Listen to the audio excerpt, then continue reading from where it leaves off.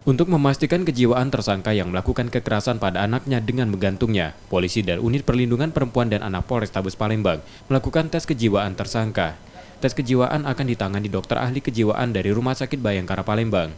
Jika dalam tes tersebut tersangka normal, penyidik akan menerapkan Undang-Undang Perlindungan Anak dengan ancaman 15 tahun penjara. Kami dari Kepolisian Polrestabes Palembang, saya kira ini penting, perkara ini perkembangannya perlu diupdate, terutama tentang psikologis anak. Karena bagaimana juga polisi punya kepentingan untuk maintenance daripada psikologi anak yang menjadi korban. Oleh karenanya nanti dalam ke depan, penyidik akan melakukan pemeriksaan ahli psikologi kejiwaan terhadap orang tuanya. Karena psikologi anak ini diantaranya dibentuk dari psikologi orang tua selaku yang bertanggung jawab. Sementara polisi juga melakukan pemulihan psikis pada korban, bersama pihak lain agar korban tidak mengalami trauma berkepanjangan akibat kekerasan itu. Yudi Kiswanto, Kompas TV, Palembang.